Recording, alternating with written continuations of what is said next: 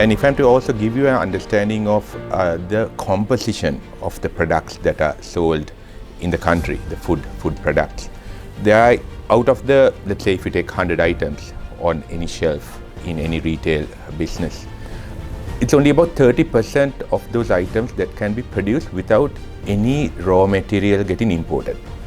Another 35% has some element of raw material, whether it's a skim milk or a packaging requirement or something else.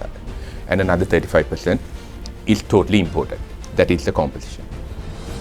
So in that context where we are, with the rupee devaluation, there is going to be an impact on at least about 70% of the products.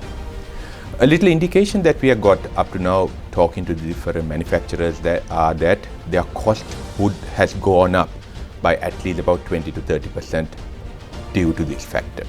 Then in addition to that comes into play the fuel cost increases, possible increases in the electricity to all that, and that is going to be added on.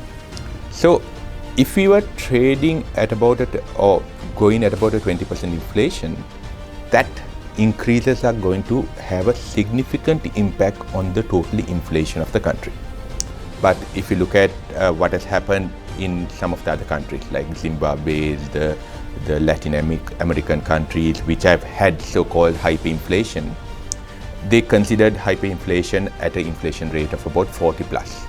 That is the type of thing.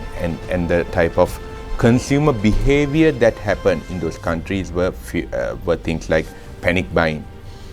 Those are ticks on the box in Sri Lanka as well today, unfortunately, where queuing has already started.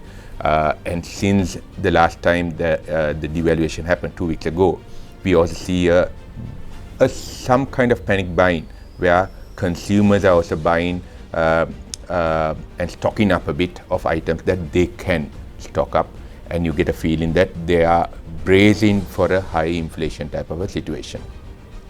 In the long term, in those countries, what we have read during this period is that the consumer also will be looking at managing their budget by scaling down their purchasing, looking at different options, substitutes. So at this given time, this is what we think could happen. Still a lot of chaos in the market, a lot of unknowns at this given time, but interesting to see what would happen post Aurudu. Aurudu, going into Aurudu, there could be a lot more, the celebration would happen, and you will not get a total view of the actual situation until after Aurudu. But I think by May or so, you could get a feel of what some of the other countries have also faced. If this inflation, if the manufacturers start passing on significant cost onto the final pricing, what that inflation, which is about 20% today, can become after they pass on the cost, is something to keep an eye on.